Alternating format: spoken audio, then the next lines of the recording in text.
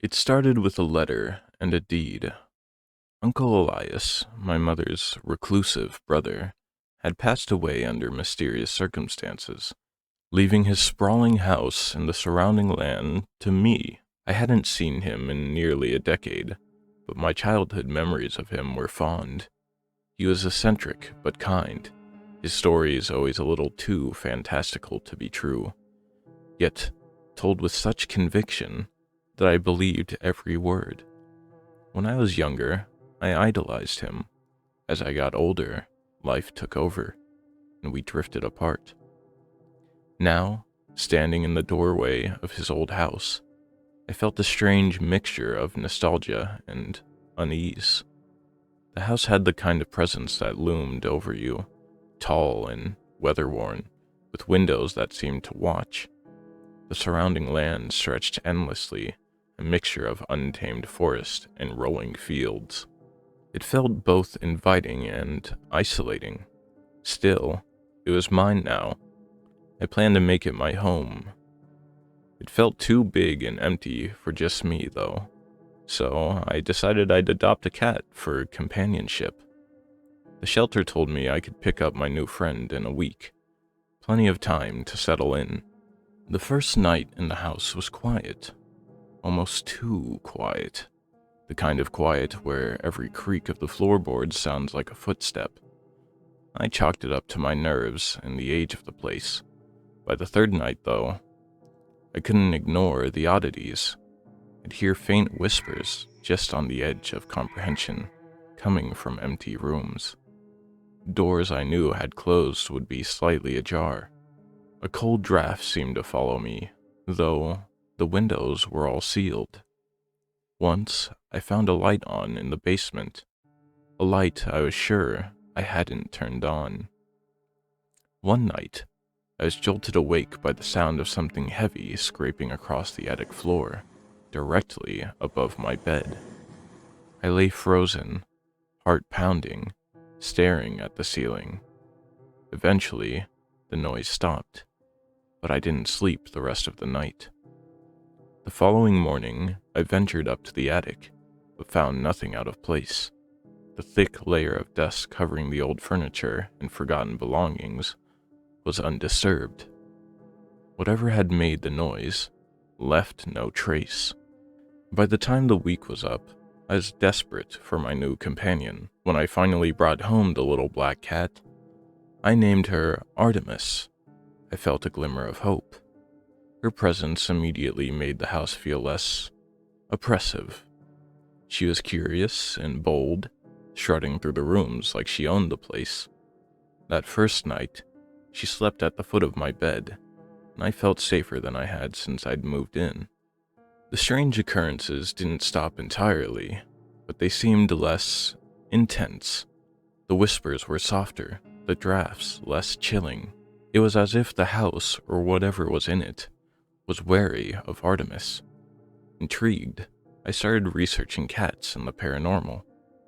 I learned that in many cultures, cats are believed to have a spiritual connection, capable of warding off evil spirits and guiding the dead.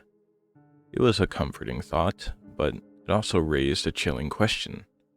Had something in this house been responsible for my uncle's death? One night, I decided to test a theory. I left Artemis in the living room and went upstairs to my bedroom.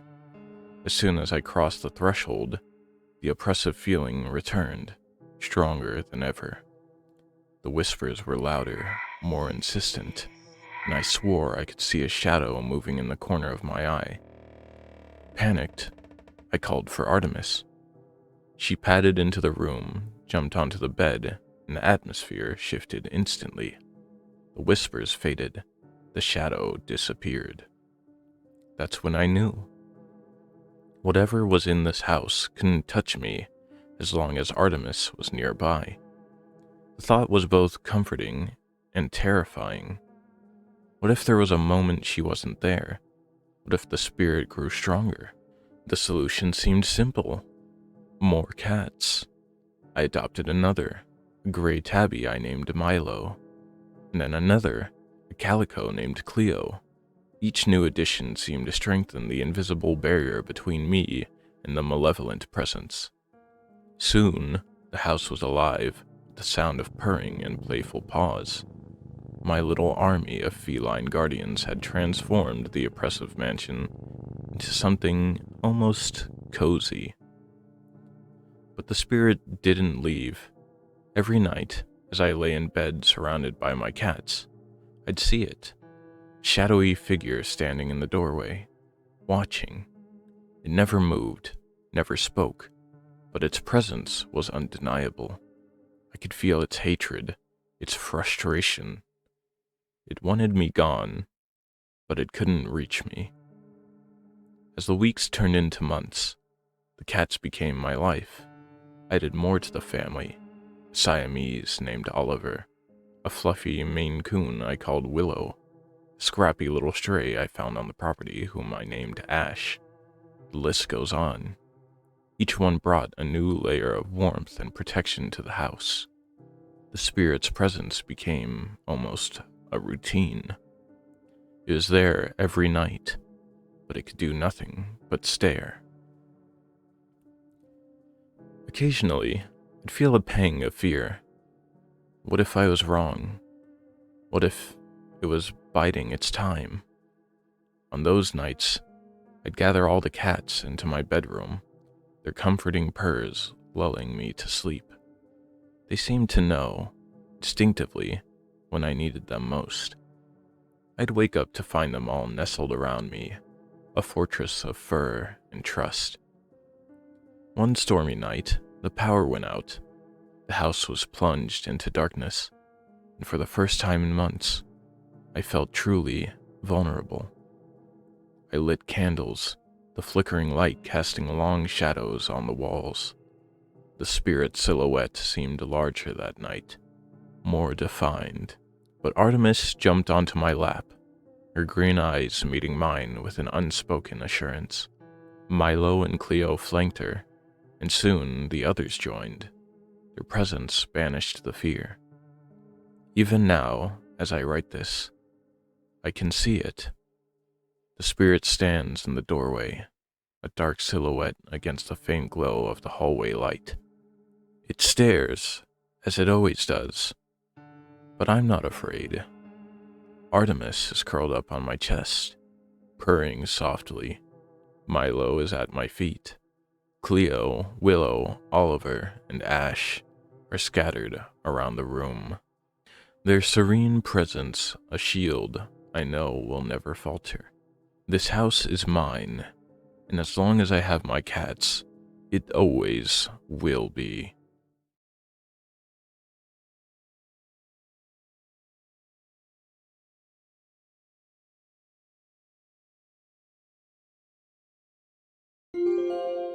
Father's Day quiz. How well do you know your dad? It was the middle of the night. Father's Day. I got a notification from my dad with a link. He was in his room downstairs, knowing that I had to study for a term exam. Yet, his stupid ass sent me this. Classic dad. I love him so much. Ever since Mom died, he was my backbone. He worked 2 jobs to pay off my school fees, yet he also found time to attend my piano recitals. He even recorded my entire high school production of Beauty and the Beast because he thought I looked lovely in yellow. Deciding it wouldn't hurt too much to spend 5 minutes, I opened my phone. Happy Father's Day, I typed, loading it with some emojis. Thanks, did you see the quiz? He replied. I clicked on the link. It took me to some zany HTML website that looked like it was designed by some college student on pot. It was one of those make-your-own quizzes where you can set your own questions. I remember doing this with my friends when I was in 4th grade. Instructions. Choose what you think is the correct answer. Let's see how much you know your dad. Remember, be honest. Question 1. Is your dad afraid of blood? There was a panel from which you can select one of 3 options. Yes, no, or maybe. The question was simple. Ever since Mom's horrifying accident, Dad freaked out at even the smallest of scratches I get. I chose yes. Great, that's the correct answer. Question 2. Is your dad currently naked? I hated this about him, but he had a habit of sleeping in his undies, and sometimes fully nude.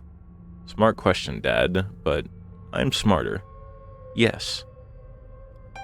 Great, that's the correct answer. Question 3. Has your dad ever broken his femur? Obviously not. No. Oops, that's the wrong answer. What? That sucked. I was aiming for a perfect score. I hoped he probably set the wrong answer while he was making the quiz. He was, after all, a complete boomer. Question 4. Does your dad have 3 fingers on his right hand? Why would he ask such silly questions? No. Oops, that's the wrong answer. Oh my god, boomer. Question 5. Has your dad ever been kidnapped? Kidnapped? Dad has told me everything about his childhood. If he had ever been kidnapped, I'd have known the story. No. Oops, that's the wrong answer. That couldn't be a coincidence. Dad wouldn't just set 3 wrong answers by mistake. It might have been a very traumatic event for him, so he probably buried it deep and never talked about it. That was the only thing that made sense to me. Or Dad. Question 6. Does your dad still have both his kidneys? At this point, these questions were making me uncomfortable. I tried to close the window on which I had opened the quiz, but a big error message popped up on my screen. Answering all questions is mandatory. Sighing, I returned to quickly finish it and answered the question, no. Oops, that's the wrong answer. I felt a sour taste in my mouth.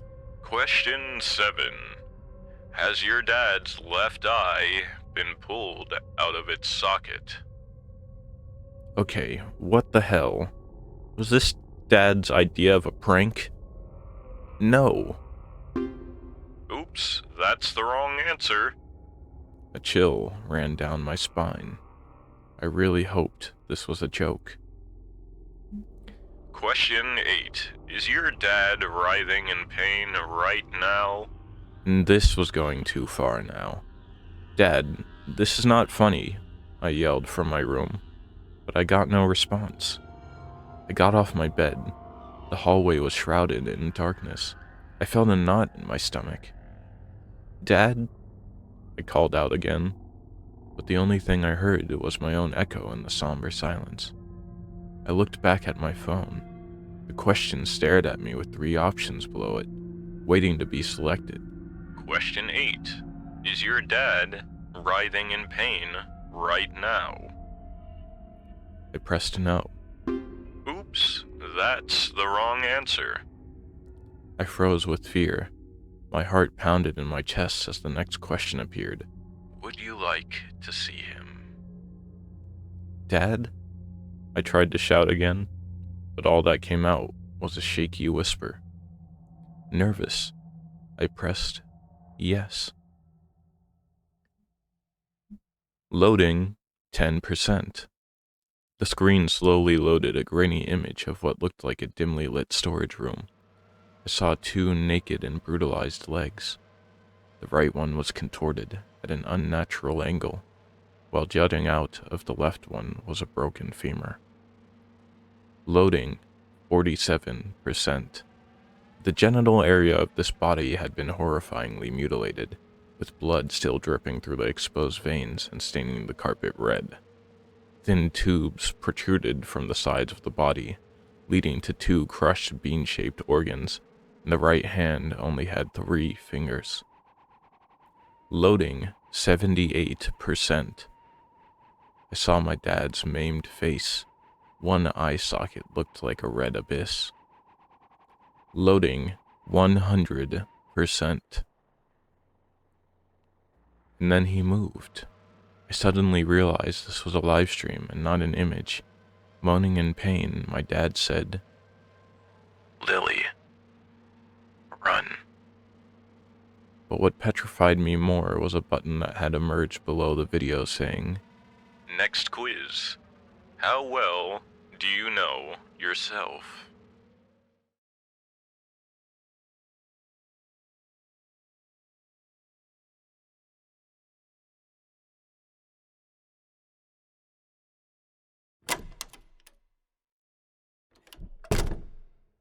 The front door closes.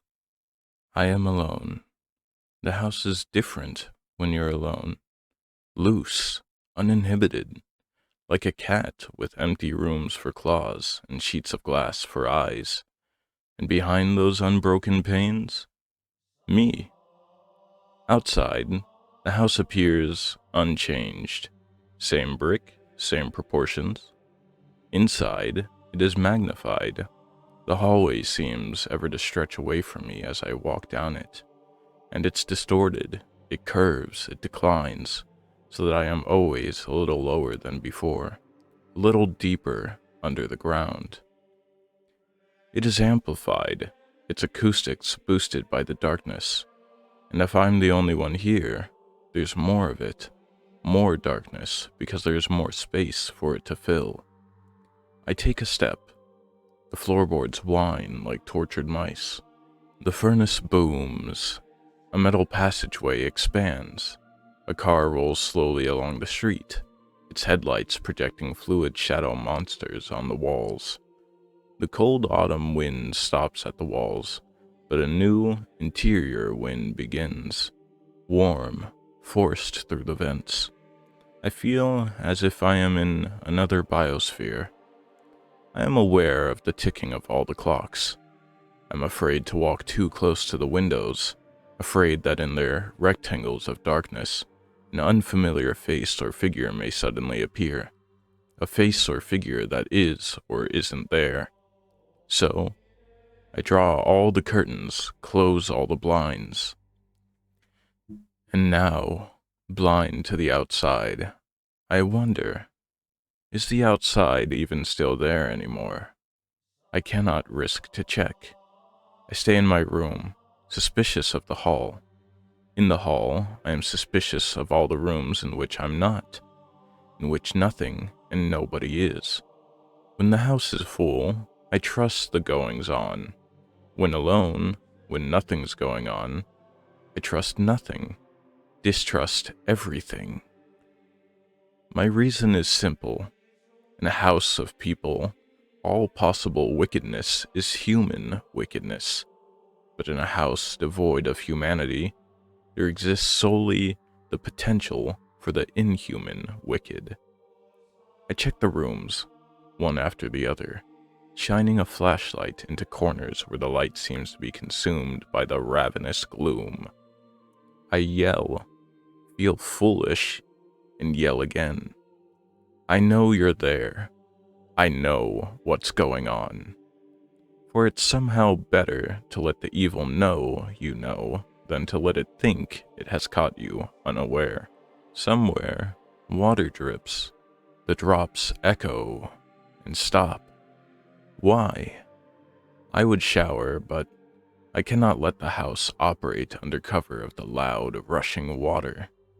Besides, what if, instead of water, blood shoots from the showerhead? If flesh slides down the walls? If these start closing in, what if the darkness invades and it becomes a solid, bloody mass? When I am alone in it, the house feels hungry. Eventually, I sleep. But when I wake, when, in the morning, someone finally returns, I open the blinds.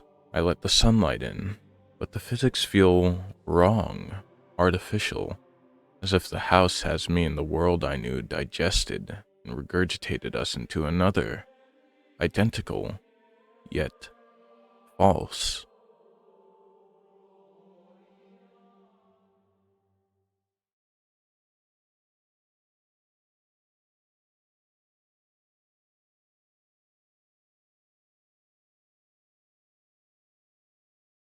I've never been good at making decisions.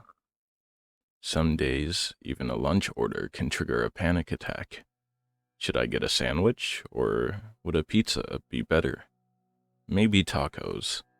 Do I get it delivered or eat it there? So many choices. Too many. Luckily, Mom was always there to make the tough calls for me. Thanks to her, I got an office job with benefits. My personal life was free from drama. We lived together in a nice apartment. It was a quiet life, but a good one, a safe one, until I came home from work and found her dead in the living room. The doctors said she suffered from a pulmonary embolism. They assured me there was nothing I could have done, even if I was there. Still, I couldn't shake the feeling I'd failed her. Dad died when I was young. I don't have any siblings, and the rest of our family is estranged. I was her special little boy, the only person she had left in the entire world, and I let her die, alone.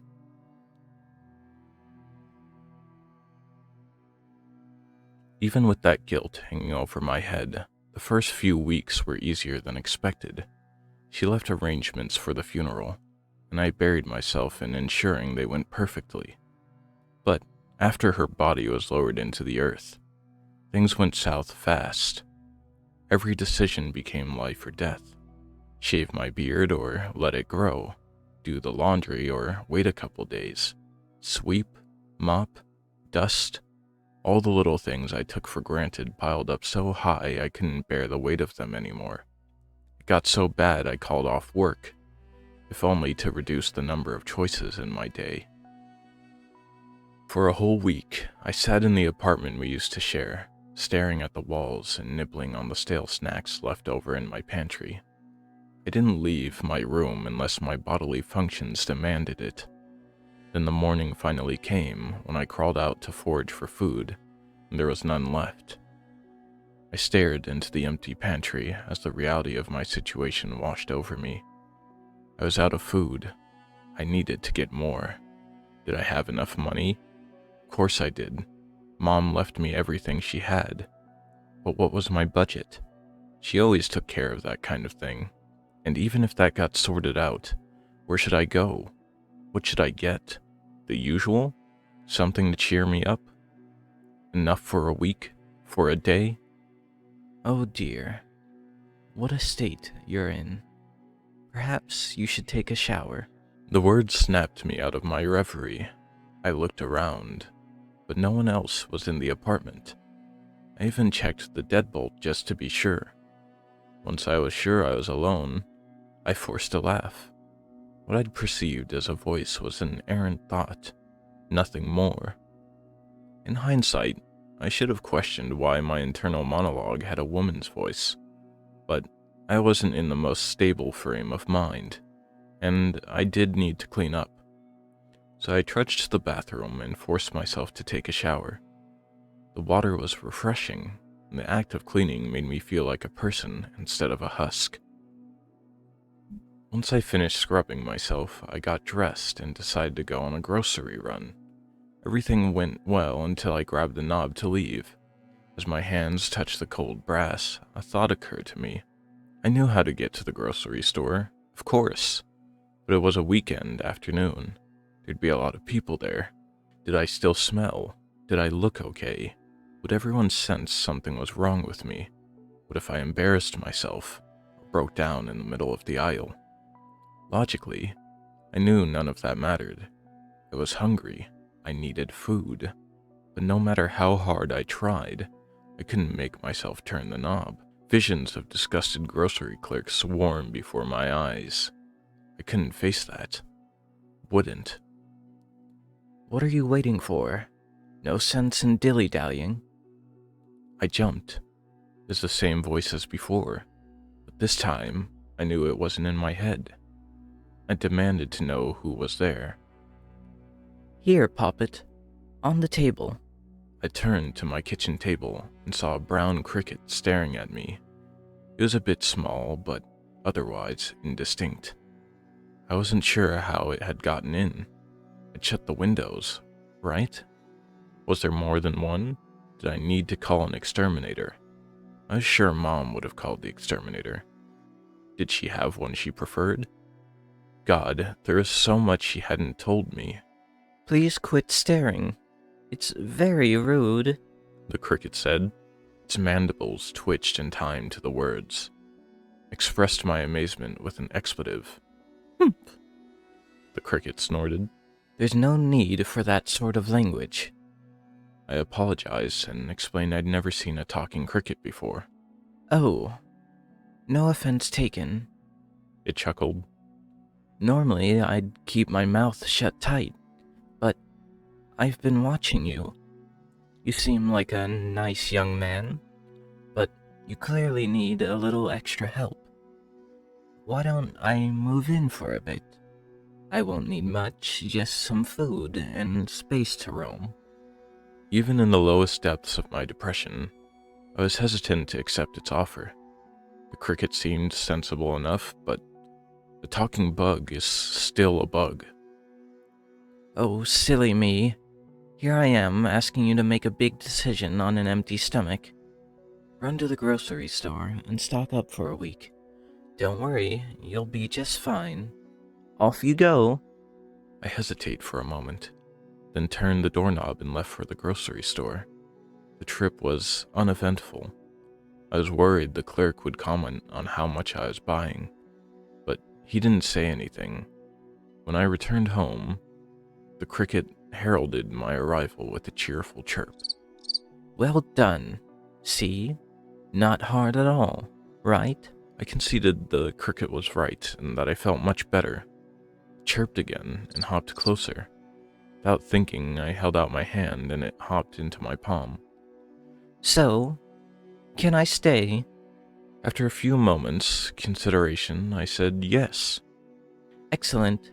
Just listen to my advice, Poppet, and everything will be right as rain in no time. You'll see.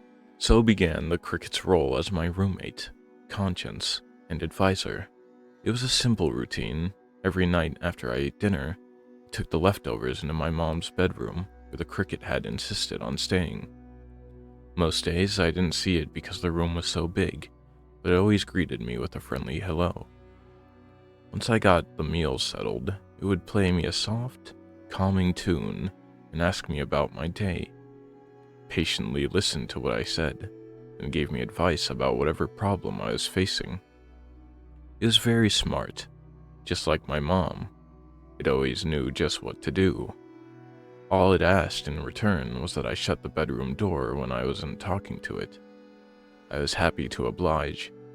Our routine was comforting, and we were happy together. For a while. The rifts began when one of my coworkers asked me how long I'd been in my position. I realized I'd had the same job for 5 years. I liked my team, don't get me wrong, but the more I thought about it, the more I liked the idea of moving up in the company. Poked around on our internal job board and found a position which seemed perfect for me. Same building, better hours, and almost double the pay. My coworkers encouraged me to apply, but I wasn't sure. That night, I asked the cricket if it thought I should go for it. Absolutely not. Take it from a lowly cricket. There's nothing wrong with staying at the bottom of the food chain. Normally, I wouldn't have questioned its judgment, but something about its tone felt off. It wasn't gentle like usual. There was a harsh edge to it, almost angry. I decided to push the issue by admitting I was getting bored with my current work. Oh, come now, Poppet. You already have everything you could possibly need. And what about your friends, You don't want to abandon them, do you? I admitted it had a point. Glad you think so. Stay right where you are. No need to rock the boat. I promised I wouldn't apply for the job, and the cricket was so pleased it played my favorite melody. But no matter how much I thought it over, I couldn't help but feel like its advice was wrong. Figuring I had nothing to lose, I submitted my resume the next day. For 3 weeks, I waited, unsure if I'd made the right call. My heart skipped a bit when I got the email asking if I had time for an interview. Talking to a stranger who had control over my future career frightened me, but I agreed to set some time aside for a meeting. I thought about asking the cricket for advice, but I was worried it would get agitated again, so I didn't. I was on my own. The interview felt like it lasted 3 hours. Every question felt like a trick, even the ones I knew the answers to. I did my best to look my interviewer in the eye, but she kept staring down at her notepad. When it was over, she looked over her notes and said she'd be in touch. I knew I'd failed, but I must have done something right, because soon after she called back to offer me the job. I had no clue how I'd pulled it off, but I accepted immediately. When I got home that night, I prepared some steaks to celebrate. The cricket buzzed in anticipation as I set down its meal. My, this is a surprise. What's the occasion? I wanted to lie, but I'd never lied to the cricket before, so I swallowed the urge and told it the good news. It was silent for a long time. I don't understand. I thought we agreed you didn't want that. I apologized and explained that I couldn't help myself. It didn't answer. I shifted from foot to foot and looked around the room. I could feel it staring at me, but I couldn't figure out where it was. It never bothered me before. I wondered if maybe it should have. I suddenly realized I hadn't actually seen my companion for a month. Humph! Humph! It finally tooted. Well, you're very lucky, Poppet. Still, I cannot condone such headstrong behavior. Promise me you won't do anything that reckless again. I promised. Right. Good night, then. Its tone was final. Reluctantly, I turned to leave. Couldn't shake the feeling that something was off. So I asked why I hadn't seen it in so long. Oh, that. I'm a bug, dear. I prefer the dark. That's all. I promised I'd buy some blackout shades for it. Thank you. I waited for it to speak again, but it said nothing. I shut the door and left it to sulk. The next day, I bought and installed the shades as promised. This pleased the cricket, but things changed between us. There was a new tone to her advice that I didn't like. Her words were sharper, more pointed. More than once I thought I caught a hidden insult. I tried to appease it with its favorite foods, but nothing worked. It was determined to stay mad at me. As my home life deteriorated, life at work became better than ever. I was reassigned to a bigger desk. I still had time to talk with my old team members if I wanted. The work was an exciting new challenge, and I found I liked it much more than my previous job. My old team commented that I looked happier. If not for the cricket waiting for me at home, I would have agreed. With my new desk came neighbors. They were nice enough, but the only one who stood out was a woman who kept glancing at me as I worked. I didn't think much of it until the day she walked over to my desk and gestured at the Y-wing model I had placed as a decoration. I've been meaning to tell you, I love your Enterprise. Stargate is my favorite. The comment threw me. Was she joking? The kit was clearly from Star Wars, but she made 2 mistakes, and Stargate was a deep cut, so it was probably a joke. I was never good with jokes. She seemed nice, and even if she wasn't, I didn't want to come off as stuffy. Did I look okay? I couldn't remember. It became very important that I remembered. Must have made a face or something because she laughed. Relax, I'm just kidding. I'm Courtney. She offered her hand and smiled. I smiled back and shook. We held the handshake for a moment too long. She didn't seem to mind. That night, I told the cricket about what happened. When I got to the handshake, it beat its wings angrily, cutting me off. Now listen here. It buzzed, its words made harsher by the sound of its wings. It's always nice to make new friends, but get that dopey look off your face. You must keep things professional. Office relationships never work out, and you've been taking far too many risks lately. I wanted to argue, but as always, it had a point. I reluctantly agreed to keep things platonic. The buzzing died down, and the cricket sighed. Oh dear. I'm afraid I must sound like such a nag, Poppet. But it's like you've been going out of your way to paint a target on your back. Things have been so awkward between us lately. Don't you know I just want what's best for you? That's all I want, to keep you safe. The comment cut deep. I apologized and swore I'd make an effort to patch things up. And I honestly intended to. I really did. But life's never that easy. As the weeks went on, Courtney and I kept talking. It started off small. Science fiction we liked, games we'd been meaning to play, Metal Gear memes, that kind of thing. The more we talked, the more serious our conversations got. Before long, the best part of coming into work was getting to see her.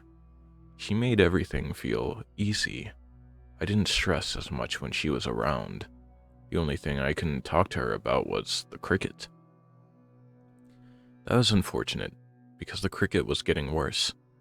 It wanted less light, more food, more attention. I did my best to indulge it, but our conversations kept leading back to Courtney. That made the cricket angry, which only made things worse.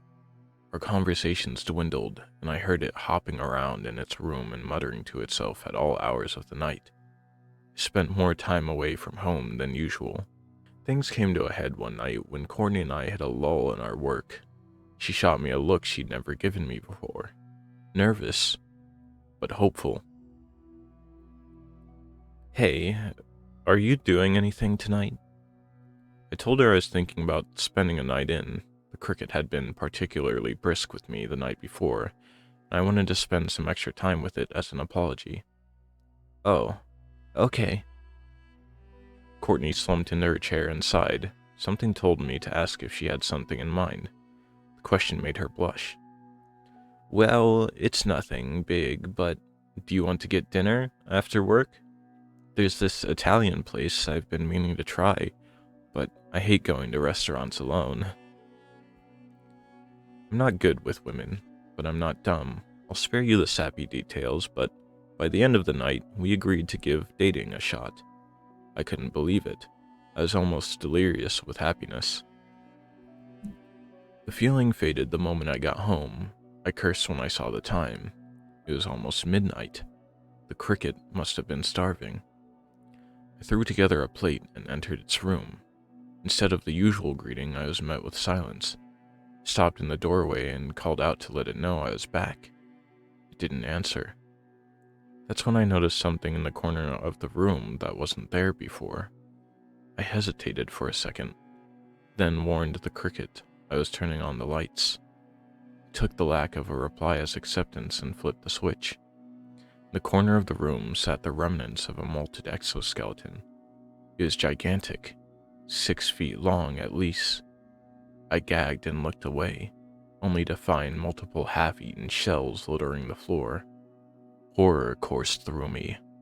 How big had this thing gotten?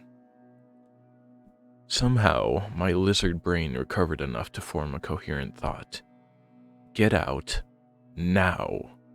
I slowly turned around and walked to my front door. The cricket, if it could still be called that, dropped from above, blocking my way out.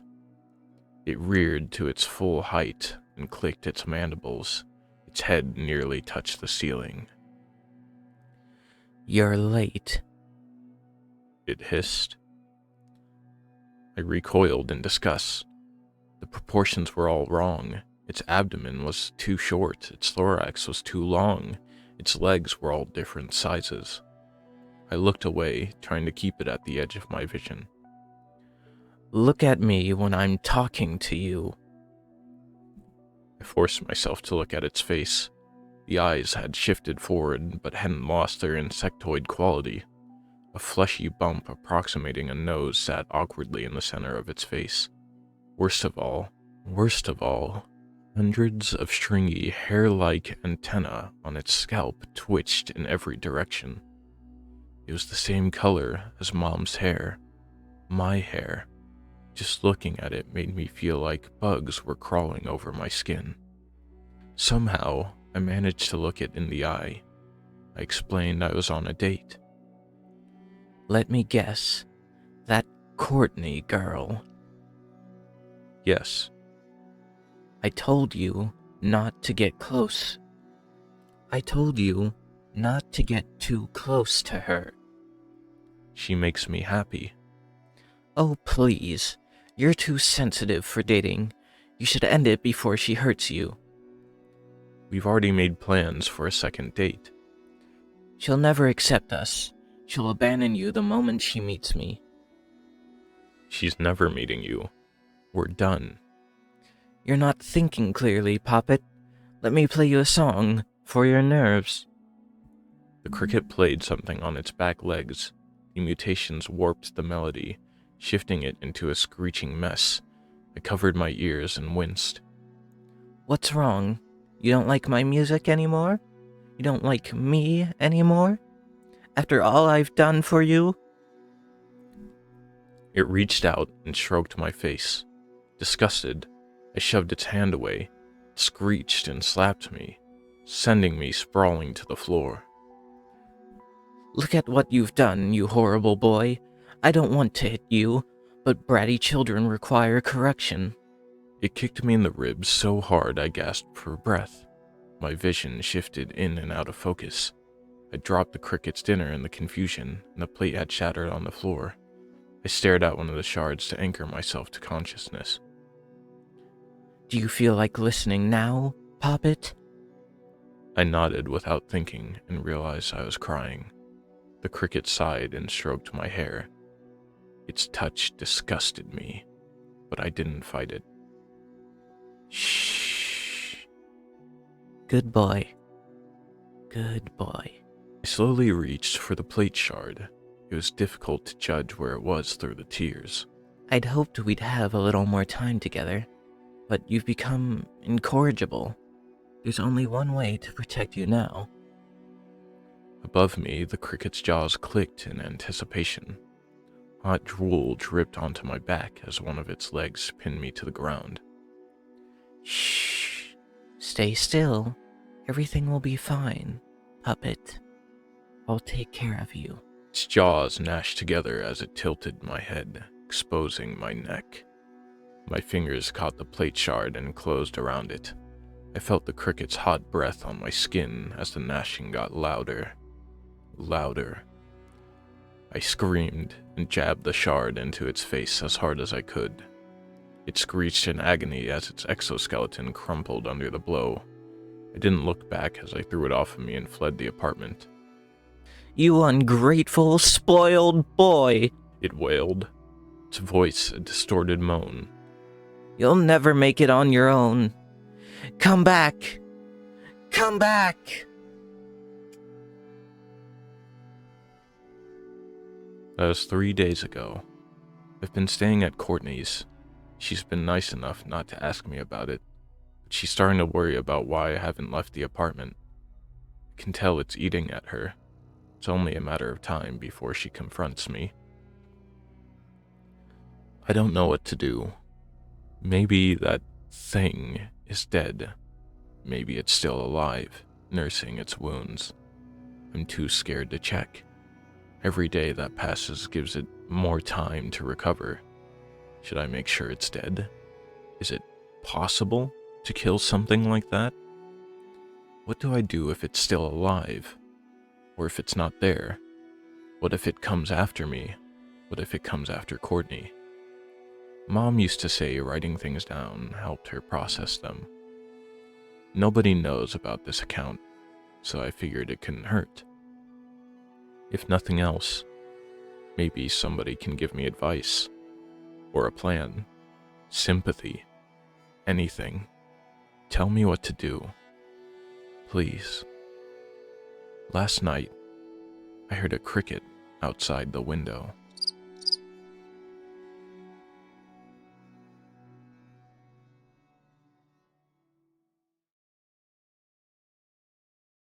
Hey everyone, Skits here. If you're hearing this, thank you for making it to the end of the video. I hope you enjoyed the narration.